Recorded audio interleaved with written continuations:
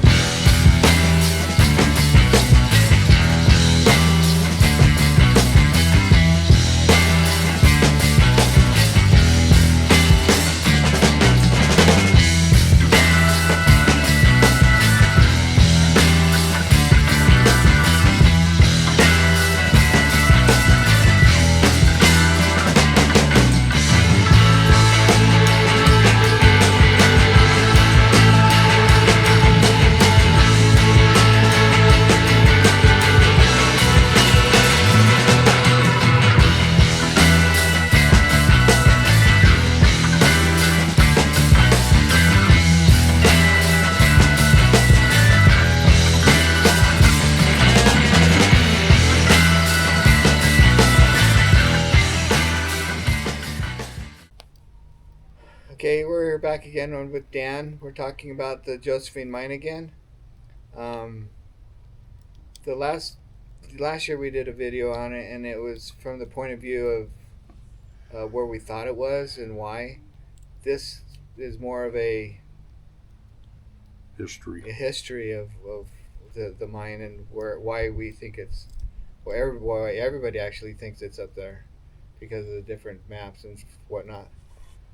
The very first reference that we have of the Josephine would be the 1771 Nunez map. Right. Is that correct? And where did that come from? It supposedly was purchased along with some other maps from a map collector. How the map collector received the map, I don't know. I would assume in the usual way, and the usual way is one of two. Either it was found by Thomas Rhodes or someone like him at a massacre site, or it was handed down through an Indian family and came from when they killed the Spaniards, kind of like the Arola map and a few others. Like the Espejo map. Yeah. Yeah. So, what did this map say that was different than maybe the Garcia map, which we'll talk about in a minute? What was significant about the Nunez map? It was done very poorly. But it had some features in it that made it.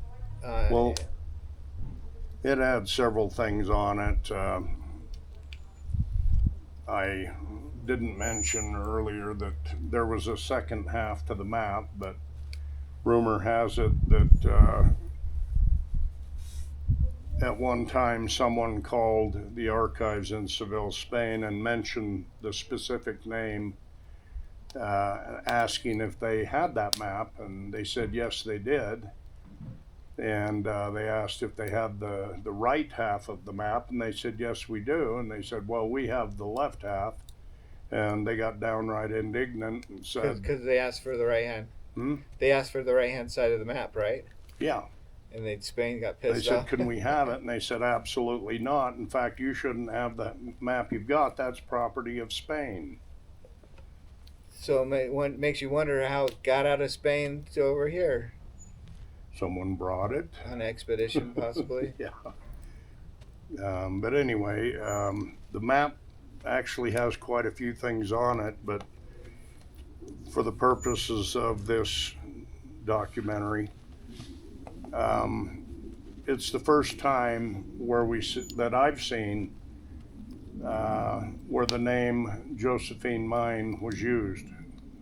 So we at least know the Josephine Mine existed back in 1771. Now, people say that the Josephine mine isn't actually just one mine, but it's a series of mines. Was that mentioned in this one, or is that I for the don't. map? I think it's a valid assumption because that's where I'm at on it. I mean, every mine that someone says, well, the Bear Hole, okay, everybody calls it the Josephine Mine. Well, is it the Josephine Mine? It's not the one in the Redotero. Um, but I'm sure at one time it was referred to as the Josephine, along with one, two, well, at least seven other mines in that area. Right. To me, it's a reel of mines. And you proved the Nunez map correctly by actually hiking down some of the trails, and this. And do you want to tell us about that? Well, I can't remember. Were you there? Yeah, they're doing the ground testing, and then Well, we were trying to find one of the targets on the map, and I'm going to be a little careful with this part because I don't know how, but apparently I pissed off one of my friends, and to this day I have no idea what I did to him. So I don't know whether it was something I said. I'm usually pretty careful about not talking about that which I'm not supposed to talk about. But anyway, we were going to look for one of the specific targets on this map. And in order for us to do that, we had to validate or verify the trails. And did they actually follow the course that it shows on the map? Well, yes, there were two drainages. They came together just like it did on the map, made the curves and bends where it says it did. And so, yeah, we went up there and followed the drainages down. Sure enough, there was an old trail there. One of them, one of the other trails was, in my mind, was still being used, or either that or a lot of cattle or whatever, but it was pretty vivid. The other one was pretty much faded out, but you could still see it. But the point to this is to find out where those two trails came together, and then we had an estimated distance back, and up on the hill is where the map indicated a particular cache. And on our way back up, we spotted a mine dump. We didn't see it coming down, but you could see it going back up. And we knew that, well, no, we did not know that the cache was above that mine dump. We assumed that there was a cache up on, that would be the ridge, or we knew it was in a higher point, okay? Right.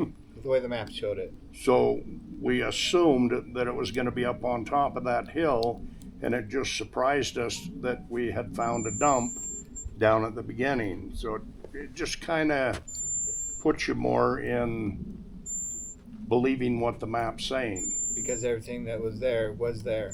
Yes, and I had a friend take me up and show me that. He actually mentioned it to me one day, and I says, "What?" He said, "Yeah, there's a 6-foot square hole in the ground up there." And so he took us up there and showed it to us. And why would somebody dig a big 6-foot square hole in the ground? The cache. Which is probably That's long an gone. awful long way to dig to find out there's nothing there. Right. And I wouldn't suspect that it was deep. I would suspect it's a Jesuit cache and not necessarily Spanish. Or maybe it had Jesuit ties, I don't know. But you didn't find any trees around the area to say one way or the other. That's one of the first things I look for. If this was a cache and somebody was digging here for that reason, aside from a metal detector going nuts there, why would they dig there? So I started looking around, trying to find any kind of a tree that had a marking or whatever, and nothing. So whoever dug up this cache either had the Nunez map, maybe. Well, funny you mention that. There is a rumor, I don't know how valid it is, that that very map was used to make a cache discovery on Hoyt Peak, is what I heard. And that's where the silver bar came from? Suppose the what? Silver bar. Yeah. Okay. Because I've seen it. I've held a silver bar that supposedly came from Hoyt Peak, a cache. Well, keep in mind when people say Hoyt Peak, this location was close enough, you're going to call it Hoyt Peak. Right. Hoyt Peak area. Okay. Because it wasn't that far from the peak. There's a rumor of another cache, but I'm not going to tell that story here today because it's already been told, but I'm looking for validation on the story. I mean, it sounds good. I almost believe what the guy said. I just don't know yet. So. Well, we don't want to make anybody upset at Yeah.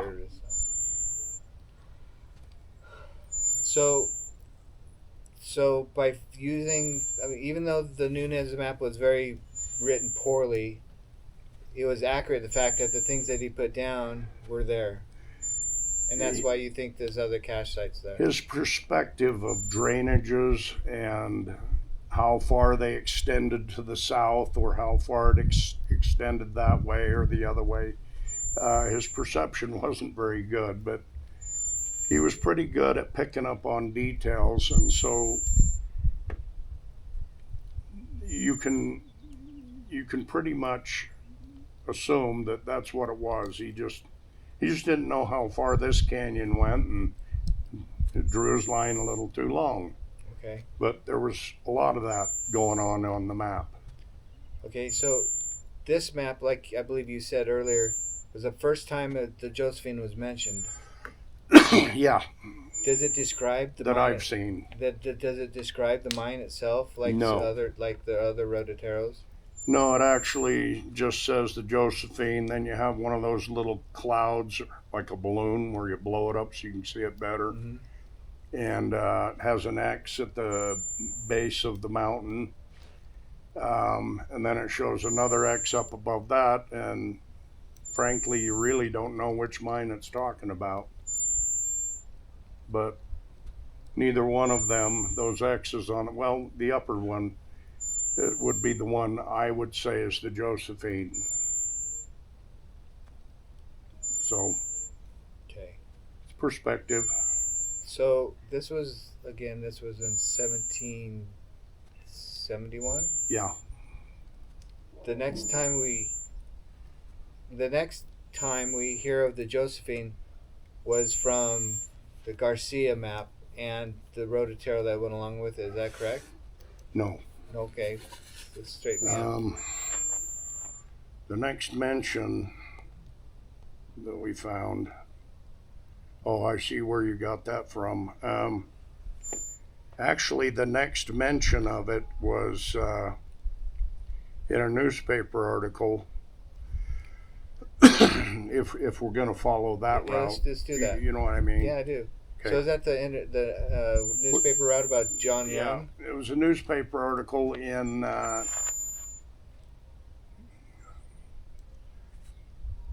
that may not be true. Well, let's dive into this a little bit. Not the newspaper article in 1898, but in a report from 1842. Okay, that was. I can't remember whether the Spaniard, and I can't remember his name, can't remember whether he mentioned the Josephine, actually used the word. I think he did. Is this the same one that they had 5 Spaniards? They arrested him. They arrested him for Slave trading. Slave trading. Yeah. But the reason he was slave trading is because he was trying to look for the Josephine with his buddies, right? They were on their way up there. They were going to go mine it. They weren't looking for it. They knew where it was. So this was 1840. But when they got there, they seen all these Mormons had moved in the area and figured that was going to be problemsome, and they decided they were going to resort to slave trading. At least that's what it says in the article. And they got caught? Yeah. And Marshall Kimball arrested him. He got to know the main guy fairly good while he was in jail. One moment, please. We're talking about when Kimball arrested the Spaniards. And, okay, so... I don't know that he mentioned the Josephine. I just remember him talking about two mines that they used to work. One of them, they worked it out, and it was on the east side of Camas Valley, west side. And then there was another one that was a very good producer of gold that was on the east side. But I don't know that they ever mentioned the word Josephine. Now, was this in a newspaper article that Kimball gave When to he a reporter? arrested the Indians, or the Spaniards, yes. And the Spaniard that he arrested told the story about the mine, a little bit about it. And that's when, I think that's when he mentioned Josephine. I don't know that he did. So the next time, where I'm pretty sure they mentioned it, was in so everybody knew that this mine had been found, okay? Mm-hmm. So I'm wondering where the term Josephine came from in the next article, which was in 1898. Some people call it the Kimball Report, the one that I published in my book in 2013. That Daryl Sprecher gave me in 2010. You're not even wondering why I'm doing that. No, I'm just finding it funny. All of us have things we have to deal with, and it's not fair to be accused. Let's of just something. say I was accused of plagiarism. Right. Plagiarism. In 2017, when you had all this information way back before then. So. No, it was 2019 that he claimed. Oh. Okay. He thought my book was a new book. It wasn't a new book. It was published in 2013. Right. Anyway, let's not go there. It's amusing, though. Huh? It is amusing. I do it to myself. I know that. So the next time. And what it was it was an announcement that the Bird brothers, William Bird and I can't remember the other one, that they had found a mine. In fact, I'm pretty sure that they said they had found the Josephine Mine. Well, how'd they know that name? It was either mentioned in the earlier newspaper article, whatever I said, 1842. I think. Were the Mormons even here then? I think that's when they started arriving, wasn't it? I don't know. Maybe I'll have to. But anyway, so they had to have got it from that. That's all I can say. Because somebody knew to say the word Josephine, okay? That the Birds had found the Josephine Mine. Okay, what made them think that they found the Josephine Mine when other people... Why don't you make a little note? There's also another story that started over in Price, Utah, I think. It's a newspaper article. And it mentions that they believe they found the Josephine north of Price, if I remember right. That may be in one of the two articles, but anyway. Isn't there a Josephine at the Henry somewhere? What's that? Isn't there a Josephine in the Henry somewhere? No, but I've heard rumor of one. Well, I know there was one down at the Henry Mountains. That's what I just said. You did? See, I told you you'd sit close. I am close. I thought you said Hannah. No, I said, isn't there a Josephine in the Henry Mountains? And you go, no, there's one in the Henrys. See what I have to put up with. I find this fun. Huh? I find it fun. So, anyway, Well, right now would be a good time to put the damn hearing aids in. maybe. There's no background noise.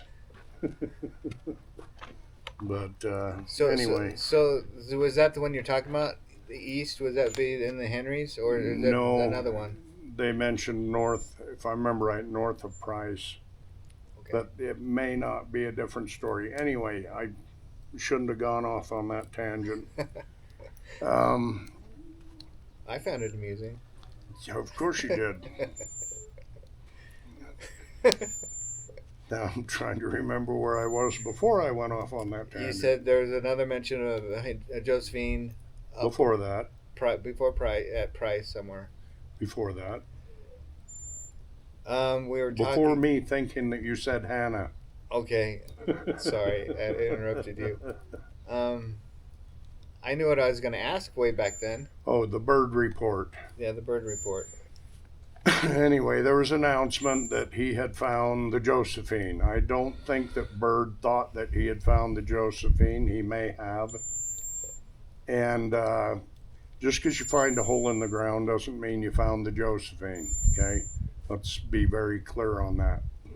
Okay. When was the first time a wooden door was mentioned in the Josephine? As far as I know, it's in the Retortero. So the Garcia. In 1814. There was no mention of a wooden door that I know of in any other document. So, I mean, the reason I'm saying this is because in 1814, when the end of the Retortero, that it mentions a wooden door. But all these other people that came later said they found the Josephine. There was no wooden door. No. Other than John Young, maybe, when he blew it up. I don't think there is any word. Well, the John Young story, we have to rely upon Gail Rhodes. Okay. Okay. But you know where I'm going with this, right? Huh? You know where I'm going with this. If there's a Josephine with a wooden door, and no one's found a mine with a wooden door, how can these all be I mean, they could be part of the Josephine series of mines, but not the one that they were mentioning. Where do you think Gail got the information to write the John Young story about a wooden door? I would have thought it came from John Young and his kids. How about it came from the Retortero? Okay, that would make sense. Okay, it's kind of like the mines northeast. Excuse me. Northeast, I think. I don't remember. I'm referring to what the Retortero says. Oh, okay. I don't remember. It was last year or last year. Anyway, I don't want to go into that anyhow. Okay, so anyway, we're talking about the bird report. The what? The bird report. Okay. And that's what we were talking about last, and I interrupted you about the wooden door because I thought, you know, if they all say we came and we found this Josephine mine, if there wasn't a wooden door, how could it be the Josephine mine? That's the only thing I was getting out of that. Well, in the bird report, I wish I wouldn't have started calling it that. In the bird article, I can see I need to go read it again because you're bringing up some questions that I haven't thought about. We can pause this and we can get some more information. You mean actually educate ourselves? So we don't look like total No, that could hurt, you know. thinking? Yes. So we went back and read the 1842 report just to be clear on this. It does mention the Josephine, which brought up some other possibilities. There was a statement made in the 1898 article. Yep. I'm going to quit saying report. There's an article in the newspaper. And it mentioned, he said something about the Spaniards mining this mine over a century ago. Right. How the hell would he know that? without the Rototaro. Exactly. So that Rototaro that Gail Rhodes supposedly found at the university, regardless of which one it was, had to have been known back then.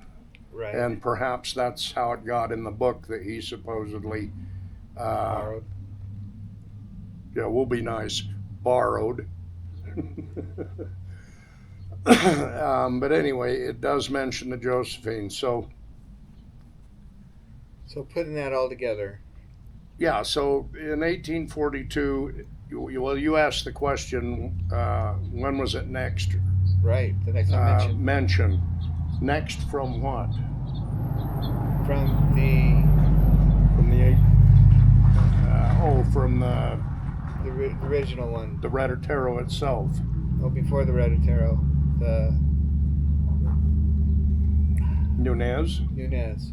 Okay, you got Nunez in 1771.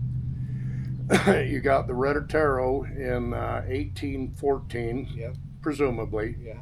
Now that you've explained, and good job, by the way, explained the misuse of, Roman numerals. or was that a misuse? I think it was a misuse, or at least the common way of using Roman numerals. But I understand what he was trying to do now, because I've never had anybody explain it to me that way. He blocked it out in certain sections.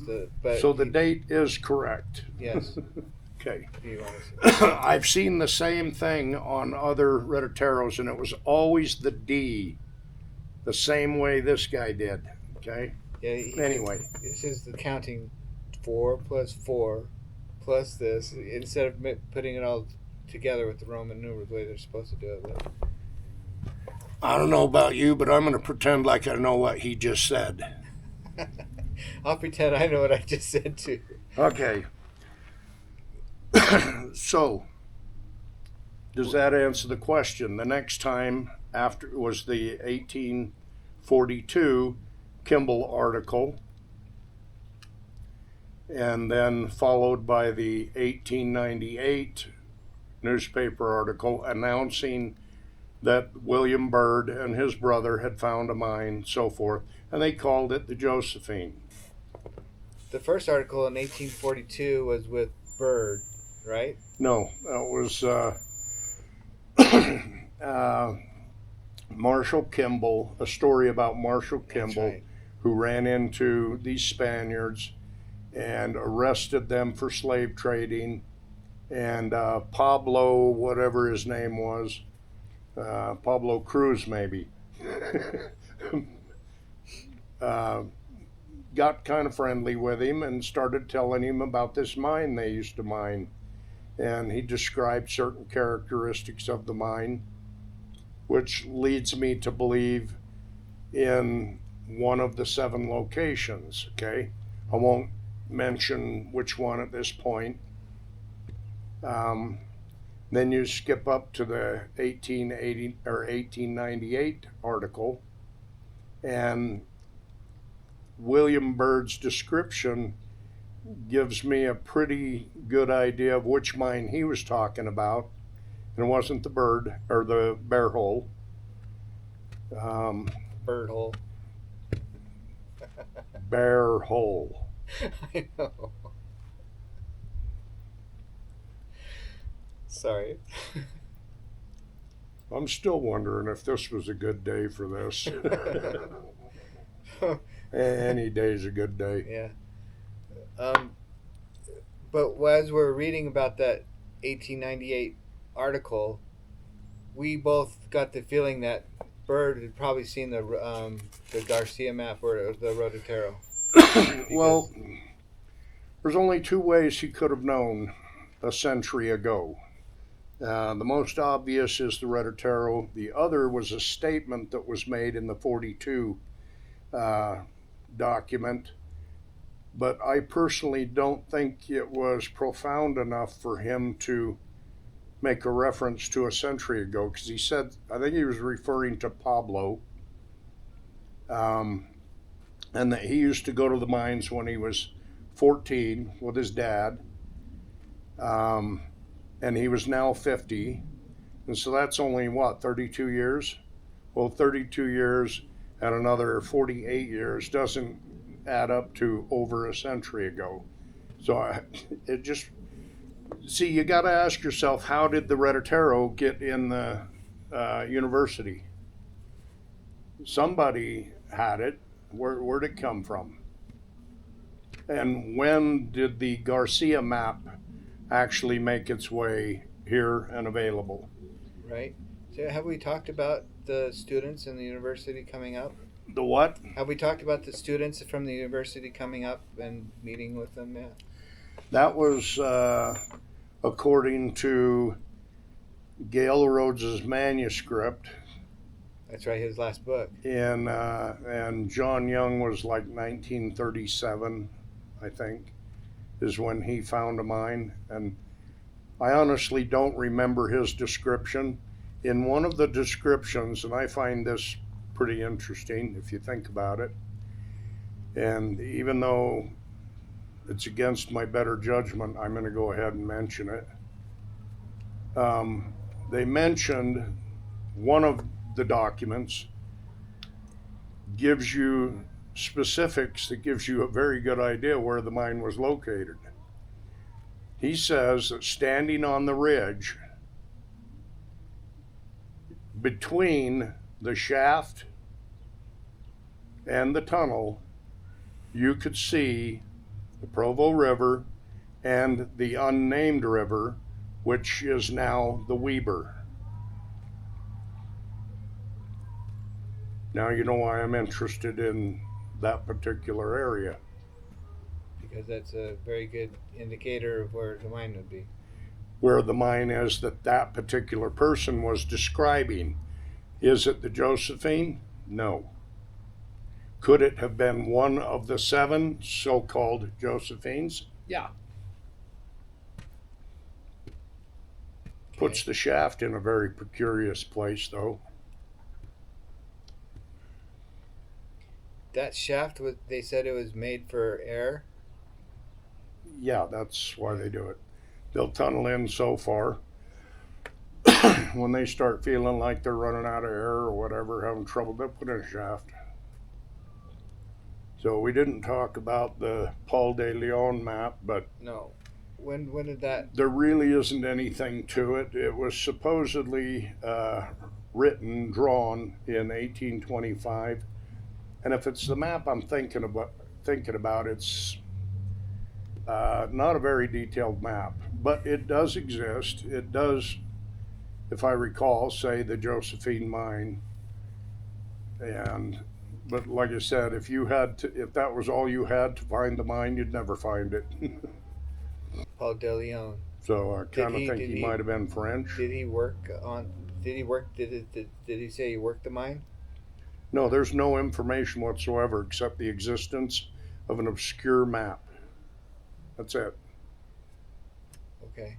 Well, see, the purpose, if I'm not mistaken, of this little documentary was to cover the history, Right. when it was first mentioned and So down the line. So we've got up to 1898 now, right? To what? We've gone up to 1898. The Well, article. yeah, paper. we've made it all the way to 1898, and we still have one to talk about in 1877. Okay. Well, we haven't talked about the Redotero, the Garcia map either yet. No, we haven't, but We did before. we mentioned it. Yeah. Okay. Yeah. So, what's the map for 1877? Or sorry, It's not a map. It's a story about an Indian, and I believe this is an insert in Gale's manuscript. So, and I'm not going to badmouth Gale, but you have to take it with a grain of salt. Based on the story itself and how it's put and how it was introduced, everything, I kind of get that it's a factual story, but it seems to me I read it in another source also. But anyway, it had something to do with an Indian, a very old Indian. He was like in his hundreds. I mean, literally 101, 102.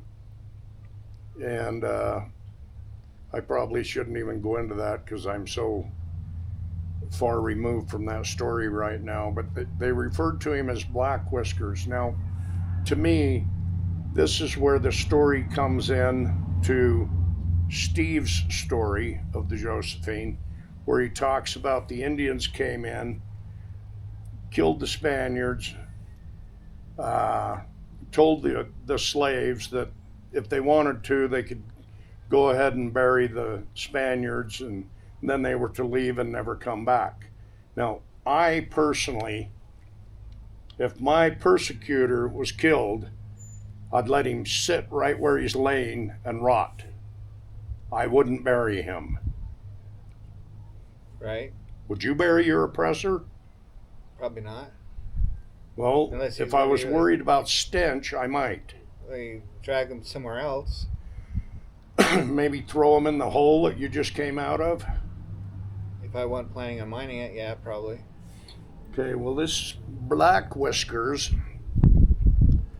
claims that when he was a little boy, it's slowly coming back. When he was like 14 years old, He was supposed to hold the horses or something? he was holding the horses, Okay. waiting for his dad and the other braves to engage in battle. So when the three Spaniards came out of the hole, they killed him. Right. So they're just plucking them off as they come out of the hole. Yeah. Okay, and they buried him up by a big rock, which is where he was standing holding the horses. And I think there was some, I think they took some liberties right through there to justify Right. the bear hole as being the Josephine. Oh, I got you. You see what I'm saying? Yeah, I do. So, in other words, we don't have the original information on that story. It came from Gale's manuscript. Okay. So, how much of it's true, I don't know.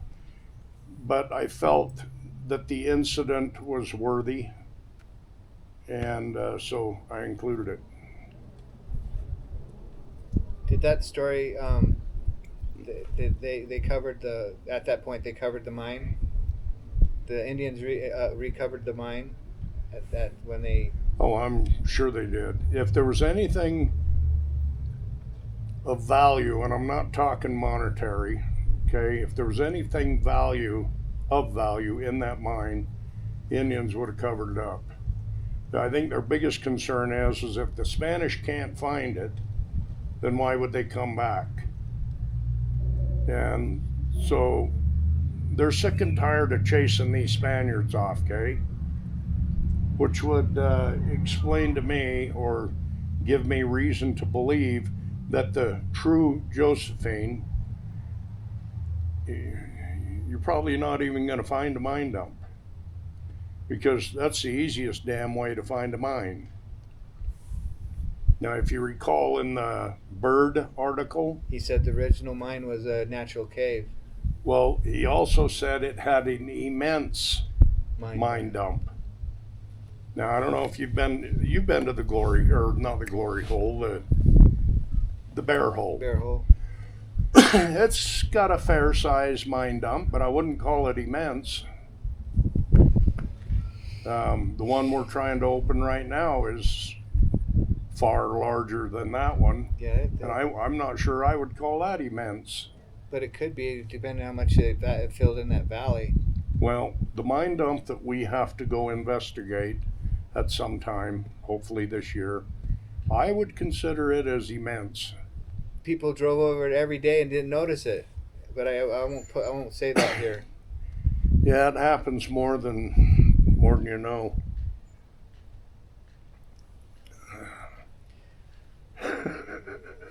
We could have a lot of fun with this, you know it. You could. When the time's right. And I think you know when the time will be right. Anyway, following the dates, with the exception of going back to the Redotero. Mm-hmm. I mean, the Redotero is what everybody really wants to hear about, but it's nice to know how all this came about.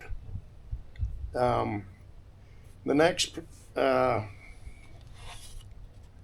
record that we have is 1939, which is when John Young laid some claims up there, found a mine, etc. And I'm not going to be able to go into as much detail on this because even though I read this in the last couple days, I just don't remember things like most people. I have to read it over and over and over. But John found a mine up there. Again, not the bear hole. And it has to do, my reasons for saying that is it has to do with his description, how he found the mine, compared to what's there today and what used to be that some people nowadays don't even know about. No, it's going away. But it was definitely a different mine. But as you read through this information, assuming that it's accurate, because this came from Gail Rhodes's manuscript again, we really do not have an original story on John Young. But everybody talks about this, him digging a hole over to the main tunnel at the bear hole to intercept it. Okay? Yeah. Well, to begin with, I would have to say, why? He also talks about Was it caved in? And if it is, and they dug a new hole and made their way in there, then why did somebody go in and clean it out? Because you used to be able to walk from the iron door, which some say used to be a wooden door, and you could go all the way to the back of the mine, 280 feet. That's all it went in. There was absolutely no sign of a wooden door anywhere. And we've got people coming up with stories, whether true or not, I don't know. One of them actually intrigues me. But they mention a wooden door deep in the glory hole, okay? okay. But it isn't 75 feet from the entrance of the mine. Well, Is that not what the Reditero says? Yeah. Something like that. But in John Young's story, he says that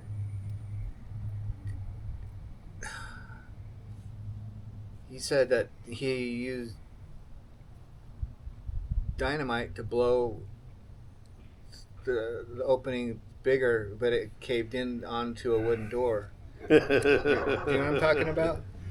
Yes, I do, and I personally think it's that you forbade me to speak further.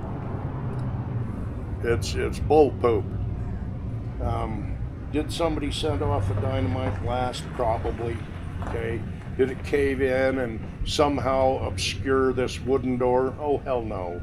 There wasn't one to start with. There wasn't a wooden door to start with. Which was? There could have been a wooden door in the mine that John first found, but it wasn't the one but we don't know where that joins with the bear hole. But we don't know where that mine would be. Huh? We wouldn't know where that mine would be if there was one. You're right. You probably wouldn't. Would you? Well, yeah. We're going to go look for it. We're going to go investigate the dump. Okay, I got We you. need to verify it's a dump. Okay. Okay. At this point, I want, because I don't remember stuff very often. It's funny you're policing your words now. The use of the word Reditero. There's been people who have come out and written almost chapters complaining about the use of the word Reditero, and that indicates that the document is false. And I'm sorry for breaking stride, but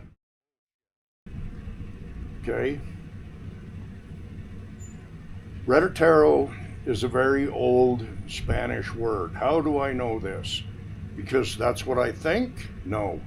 I've read it in several old books, not manuscripts, not papers, books. Reditero is definitely an old Spanish word. The use of it tells me that the document associated with it is factual. Okay?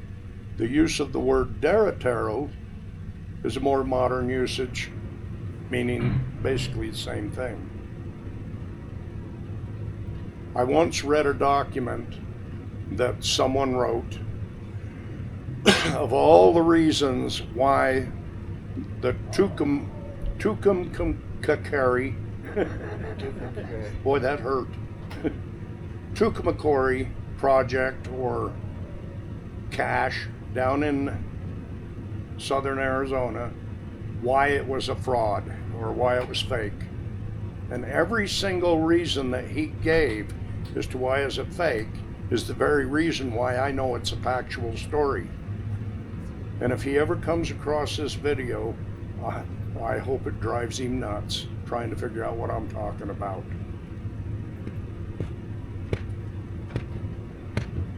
If you're working on the Tucumcari project, keep it up. It's there. No, we're not going to do a video on that someday. You need to go down to Arizona. Huh? You need to take a trip down to Arizona. I'll tell you, if I lived in Arizona, it would be very close to Tucson.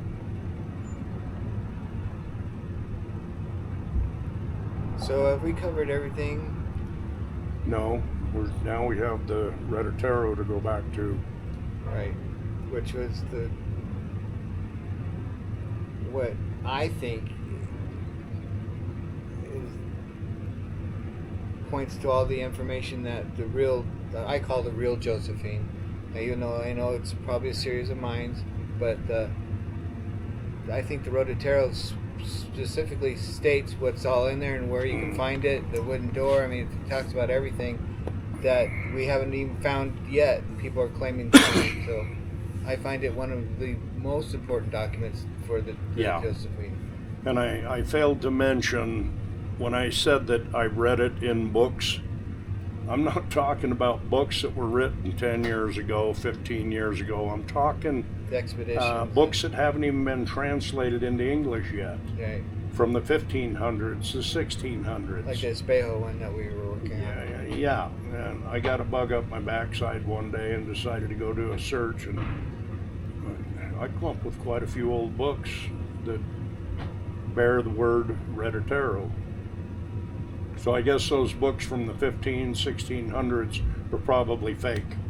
Of course they are.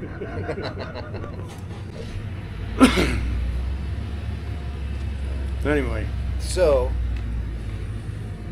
let's round this off. We've talked about it before in our last interview with the Josephine Mine at the Hoyt, I can't say it right. Hoyt Peak. Okay. I can't say Repeat after me. Hoyt. Hoyt. That's what I say. Hoyt. Hoyt Peak. Hoyt. It's like saying Hooper and Hoop Hupper. Hoyt. Hoyt Peak.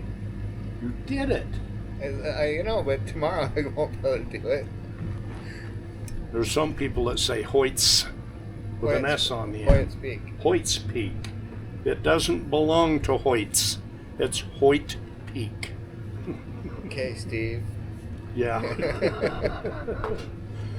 So we've talked about everything but the Redotero, Dan. So maybe we talk about that specifically. I mean, we've mentioned it in the previous video, but this is the one. The Garcia map and the Redotero that goes with it. See, That's what I always, when I think of the Josephine, I think this is the Josephine because of all the. This is the Josephine. Right. Well, the wealth and the door. I mean, everything seems to make sense. This is what everyone wishes they had found. Yes. They thought they found, but it's. All I can say is it's as simple as Garcia put it. Hand me the tablet, just in case. Okay. So what is it you want to know about this? You want to kind of go over it?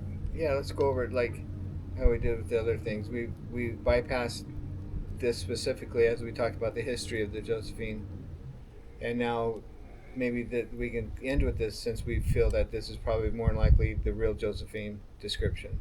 Yeah. Well, this is the one thing that's got everybody excited over this, and I would suspect that the red Otero may have been known back as early as the bird family.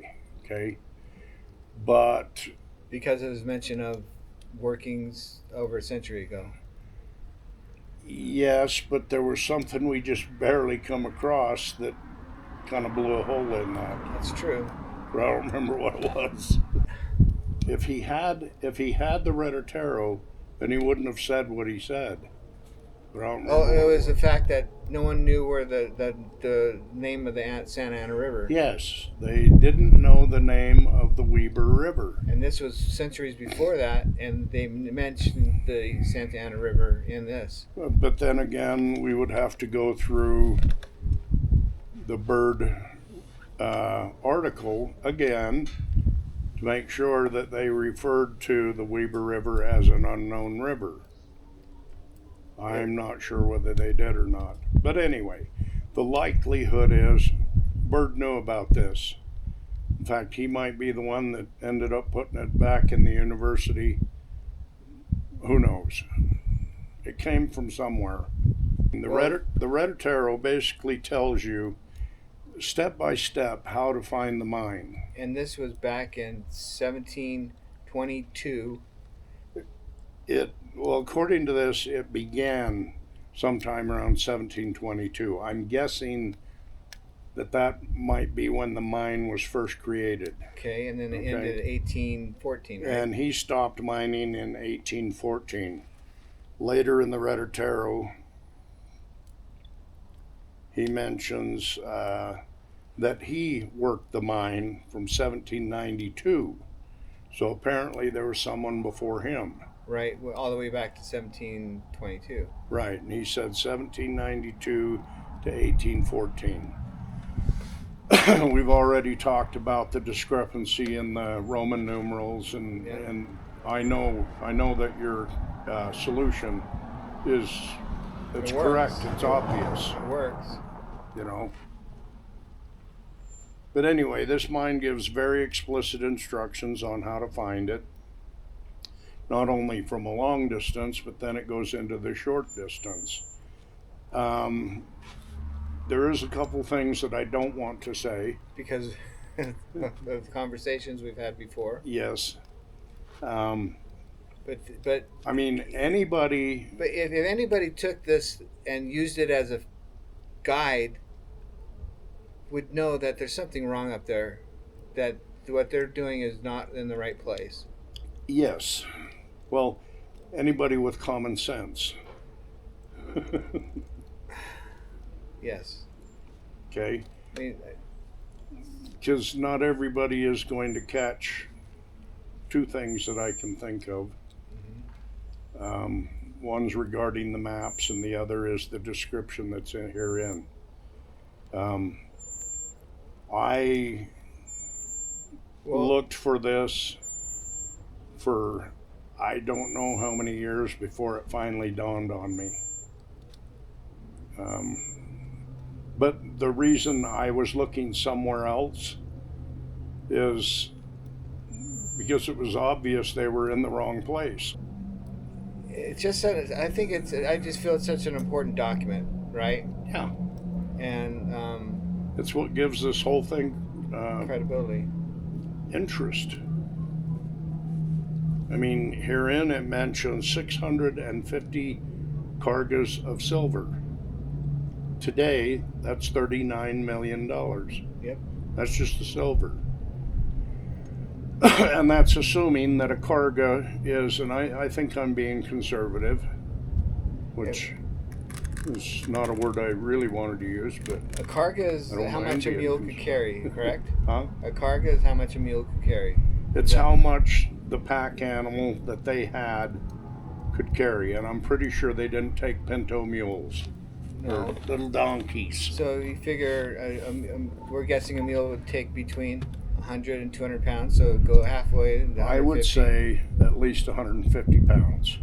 Half the load will go on one side of the donkey, 50 or half the load on the other side. And each of those boxes, which is how they generally carried them, don't ask me how I know that, it comes from several other documents. Okay. If They they're usually used boxes, and they put so much in one, so much in the other. They usually had two handles so that two men could carry it, or one man grab both That's why handles. 75 pounds makes sense, because one man could carry 50 pounds, but 75 is kind of hard. That's what you need. Yes, I mean, he could carry it, but he's going to be struggling. Right. I mean, you think about it this way: if you're familiar with a household brick, a standard size household brick, you're hitting pretty close to, I would say, 70 pounds. 70 to 80 pounds. Yeah, Probably closer to 70. I used to have bricks about that big of lead, and they were 70 pounds. Yeah. They were a little bit bigger than a brick, but they can't. They were about 70 pounds. I mean, they were a little flatter, a little wider, and not quite as thick, but still, as far as area goes, it's about the size of a household brick. Maybe a little bigger. Probably a little bigger. On my blog site, I have a picture of, I think it's 8, can't remember, 8 80-pound bars sitting on an oak table. And what's 8 times 8? That's 640 pounds. Yeah. I think it's more than 8 bars. Well, if 8 bars at 80 pounds, Let's just say the table was struggling and it was a good solid oak table. I still got it. that'd be 640 pounds. Okay, 8 at 80. I'll take your word for it. Okay.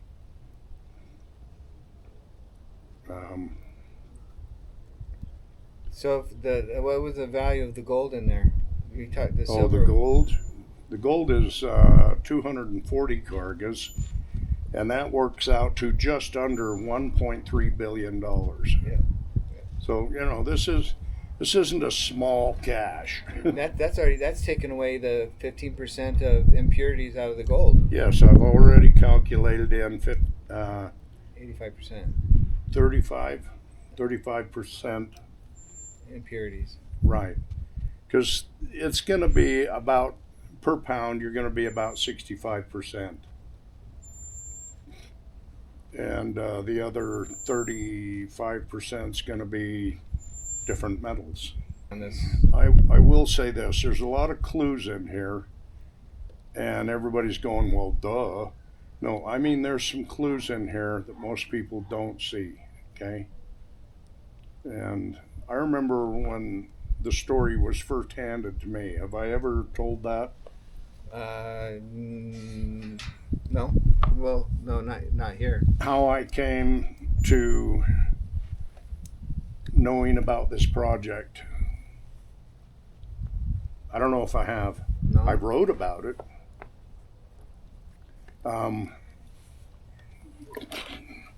Whether I have or if I have, excuse me, I'm sorry, but I'm going to go ahead and tell it again. I don't think you have. I and a friend of mine were up scouting around for elk, and we were driving up that nasty little dirt road, and we made our way up onto the top between the Glory Hole and the Bear Hole. And this was, I don't know, 1989 roughly.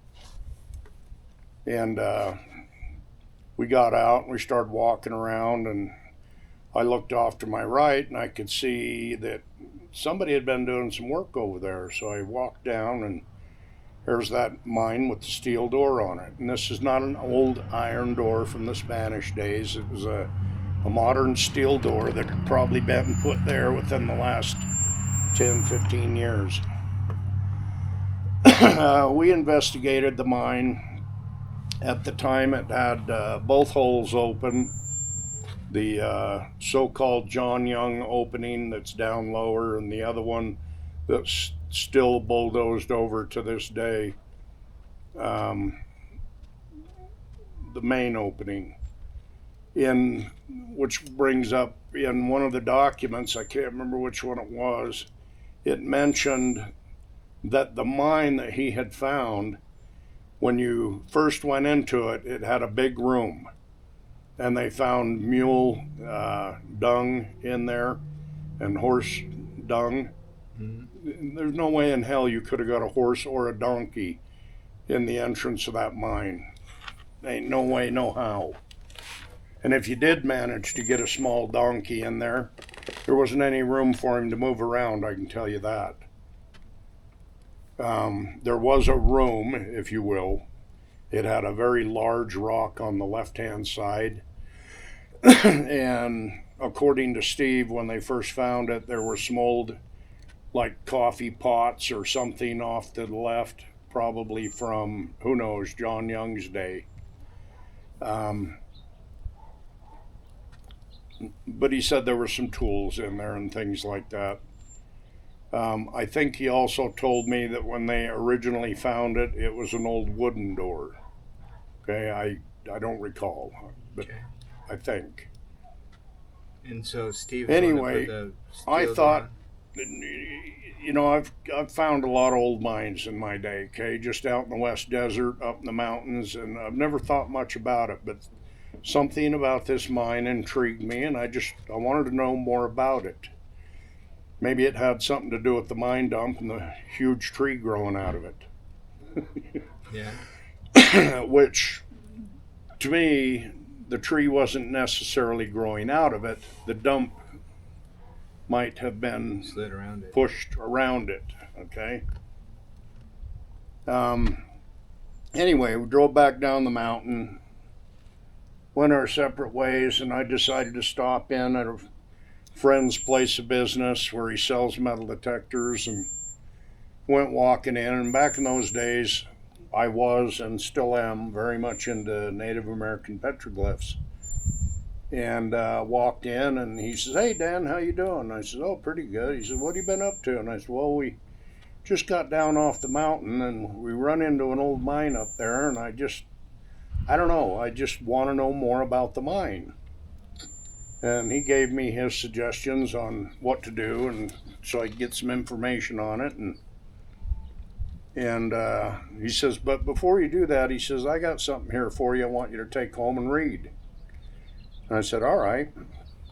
And he goes back in the back and he grabs this yellow manila envelope, and he brings it out and hands it to me. He says, "Take this home and read it. I want to know what you think." I said, "Okay."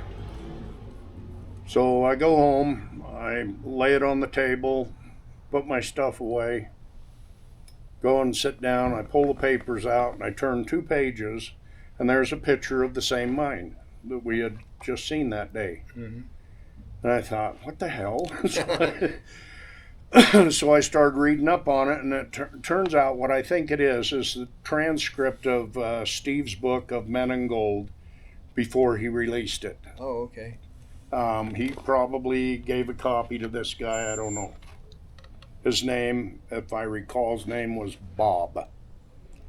And Chuck's Detectors, if anybody knows where Chuck's Detectors is or was, the guy that was running it that day, his name was Bob. Well, the first thing I noticed after reading the Red Tarot, which I actually had to translate it first because I just don't trust anybody's translations. Yes, I read the translation, and from that pretty much surmised that these guys are in the wrong place. That's not the mine. I mean, I wanted it to be the mine. Of course. But it wasn't. One of the first things we did is we went to the bottom of the mine. Roughly, we're guessing 280 feet. Mm-hmm. And then just dead end. No cave in, just dead end. There's no wooden door. No sign of a wooden door. Some might say, well, he set off a dynamite blast and that buried everything. Well, come on. If they open the mine back up, clean the tunnels out, we're going to see something. There's nothing there. I don't even remember seeing any possibilities of ore Or back in the back of the mine. did you see any Louder. did you see any visual like indications that it was being mined, like chisel marks and stuff back? Well, it was clear that it's being mined. Okay. There was something in that mine one day. You don't dig 280 feet because there's nothing there. So that mine ran out short, basically. You do quit after that many days. Okay, here's another thing I thought was interesting. And I don't know for sure, but if I remember right, Steve told me that it had an old wooden door on it. Okay? Mm-hmm. If it had an old wooden door on it, does that sound like the condition or the way that John Young left it? Does it sound like the way William Byrd would have left the mine? Oh, just push this old wooden door shut and it'll keep people from finding it and knowing that it's here. Do you think that is the state in which he would have, either one of those two would have left that mine? No, if there was anything in it, they would have bricked it up. They'd have probably replaced the door, which is the first thing Steve and Gail did.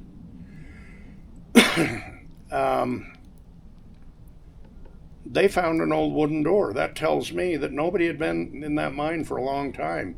And if all it had was an old wooden door on it, that's a clear indication that the Spanish are telling you there's nothing in it. If there was something in it, it would have been covered, camouflaged. They would have rocked it up.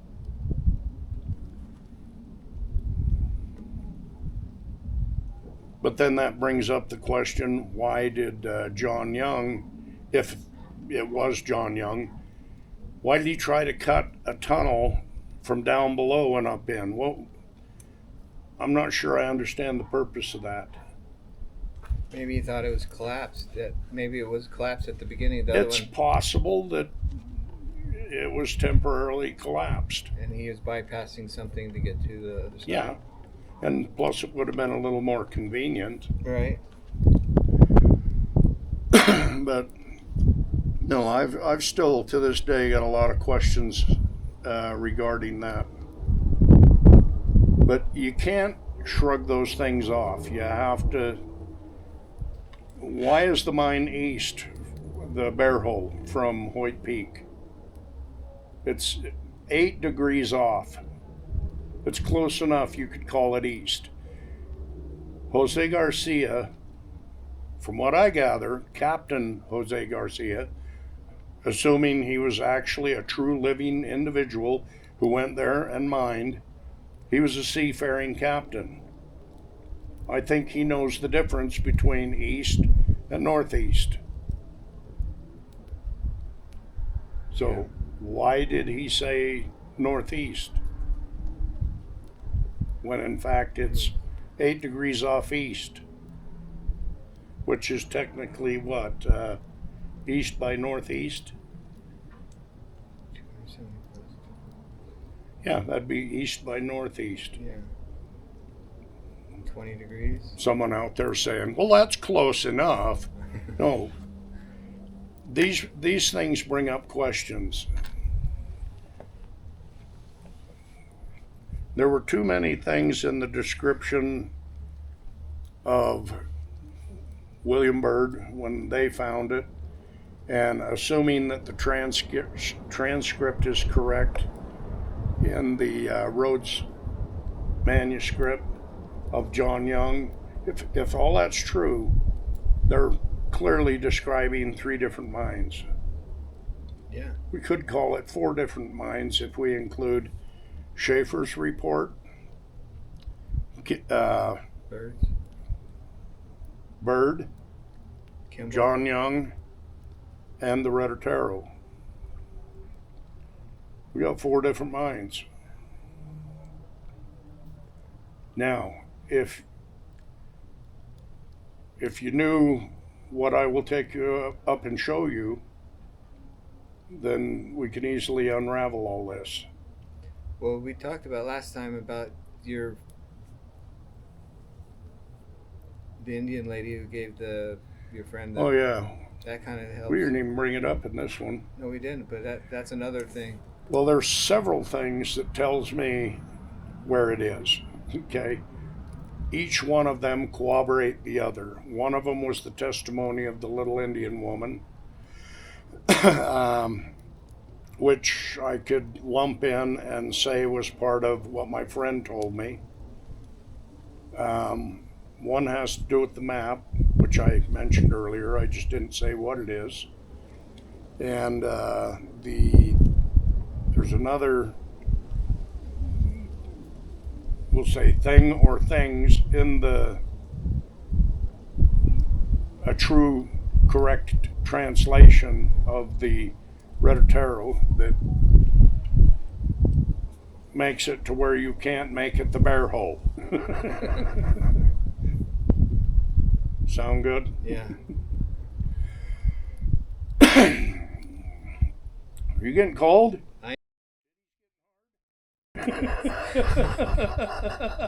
Shit, now I gotta cut that out. I know.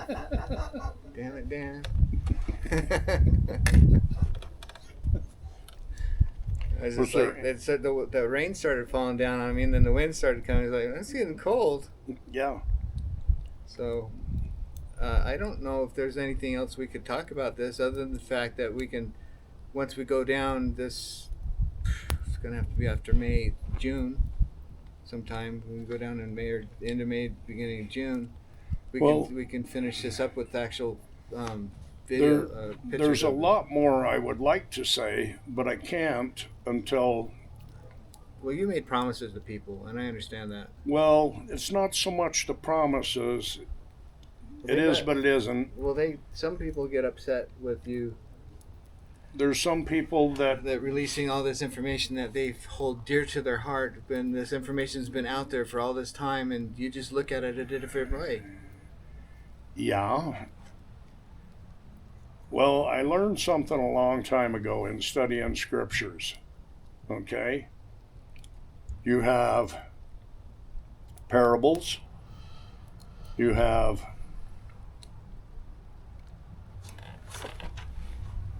Proverbs. And then you have, he meant what he said and said what he meant. So when you're reading an old document and it says, north by northeast. Go northeast. I'm going to go northeast, not 8 degrees off east. I got you. I got you. It's okay. I'm not mad at you.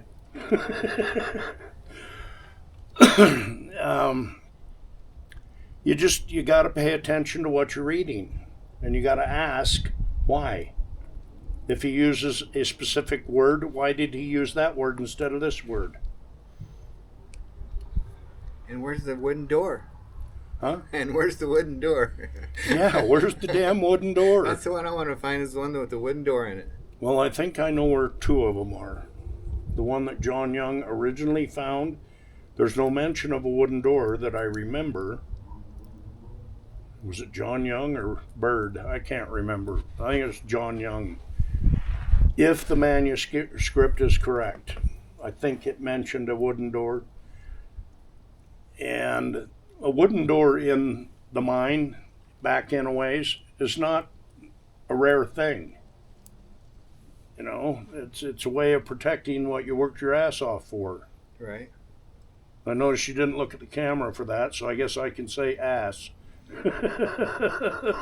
There's certain words that I won't be. I don't blame you. Detrimental to my videos.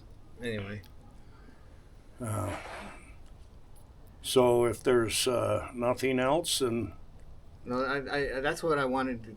We wanted to get out. Actually, I should say. Right. If you come up with something else, you get more questions, and we'll just add on to it. Okay. In that case, I will wait till the next video.